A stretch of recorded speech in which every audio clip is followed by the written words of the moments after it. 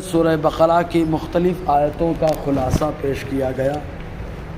ابھی اپنے سامنے جو آیت کریمہ ہے، اس آیت کریمہ کے نزول کا معاملہ کچھ اس طرح بنتا ہے کہ جب غزوہ احد پیش آیا اور غزوہ احد میں اللہ تعالیٰ نے اول مرحلہ میں اس مسلمانوں کو فتح عطا فرمائی، پھر کچھ اسباب اور وجوہات کی وجہ سے اللہ تبارک و تعالیٰ نے شکست کا سامنا کرایا۔ تب ایسی صورت میں جب مدینہ آ گئے صحابہ کرام تو یہودیوں کو ایک موقع مل گیا پروپیگنڈا کرنے کا کہ مسلمان سچے نہیں، اسلام حق نہیں ہے۔ اگر اسلام حق ہوتا تو شکست کبھی نہ ہوتی اور مسلمان کبھی شکست نہ کھاتے۔ چنانچہ یہودیوں کو پروپیگنڈا ملا، خوب مچایا واویلا، اور دو صحابی پہ خاص محنت شروع کر دی۔ ایک وہ جن کو حذیفہ ابن یمان کہا جاتا ہے، اور دوسرے صحابی حضرت عمار ابن یاسر رضی اللہ تعالی عنہما۔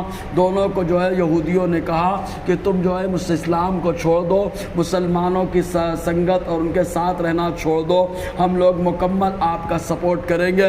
چنانچہ حضرت عمار ابن یاسر رضی اللہ تعالی عنہ نے ارشاد فرمایا، آپ لوگ ہمیں یہ بتائیے کیا وعدہ خلافی کرنا آسمانی کتابوں میں درست رہا ہے؟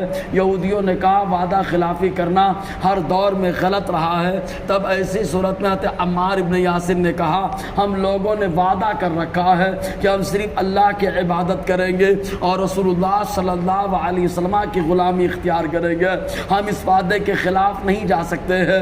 اور تم لوگ خود کہتے ہو کہ وعدہ خلافی کرنا ہر دور میں برا رہا، تو اگر ہم نے یہ وعدہ توڑا تو یہ برائی کا ارتکاب ہو جائے گا۔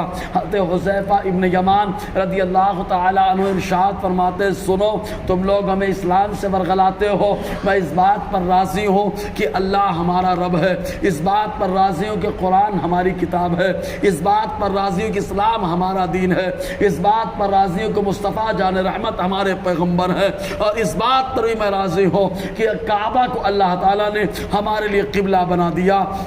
چنانچہ جب انہوں نے کہا تب ایسی صورت میں یہودی ایک دم خاموش ہو گئے، اور یہ دونوں صحابی حضور کی بارگاہ میں آئے، اور آنے کے بعد پورا معاملہ رکھا کہ یہودیوں نے آج ہم لوگوں کے اوپر اس انداز میں محنت کی ہے۔ تب اللہ تعالیٰ ارشاد فرماتا ہے، وَدَّ كَثِيرٌ مِّنْ أَهْلِ الْكِتَابِ، اور خواہش ہوئی بہت سے اہل کتاب کی، لَيَرُدُّونَكُم مِّن بَعْدِ إِيمَانِكُمْ كُفَّارًا، اے کاش یردون لوٹا دے تمہیں من بعد ایمانکم، تمہارے ایمان لانے کے بعد کفارہ کافر بنا کر، یعنی کفر کی طرف لوٹا دے۔ یہ تمام اہل کتاب کی جو ہے خواہش رہی، بڑے بڑے جو ہے وہ پاپ اور پادری اور راہبوں نے اس پر محنت کی۔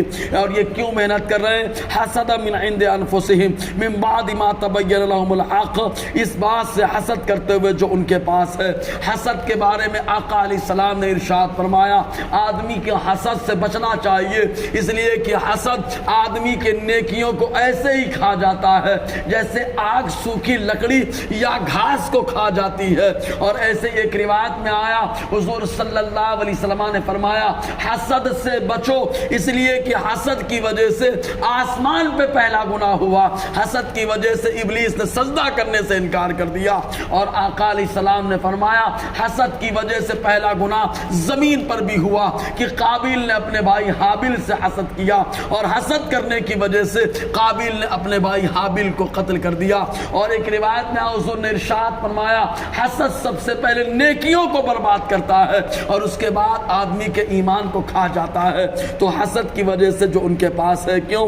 بات اس کے کہ ان کے پاس حق واضح ہو چکا ہے کہ نبی آخر الزمان آخری پیغمبر ہے، فاعفوا واصفحوا۔ تو اللہ تعالیٰ فرماتا ہے، اے صحابہ کی جماعت چھوڑ دو، نظر انداز کر دو۔ یہ آیت کریمہ عمل کے اعتبار سے، حکم کے اعتبار سے منسوخ ہے جب آیت جہاد نازل ہوئی، کیونکہ اس کے بعد ہی یہودیوں سے مقابلہ ہوا، خیبر سے ان کو بھگایا گیا اور کئی مقامات پر ان سے جنگیں ہوئی۔ تو یہ آیت کریمہ تلاوت کے اعتبار سے باقی ہے، حکم کے اعتبار سے منسوخ ہے۔ حتی یاتی اللہ بامری، یہاں تک کہ اللہ تعالیٰ اپنے حکم کو بھیجے.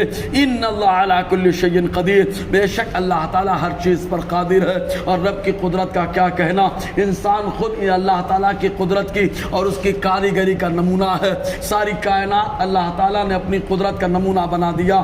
بہرکیف انشاءاللہ اور آگے گفتگو رہے گی. اللہ تعالیٰ ہم سب کو فیضان قرآن برکات قرآن سے مالا مال فرمائے.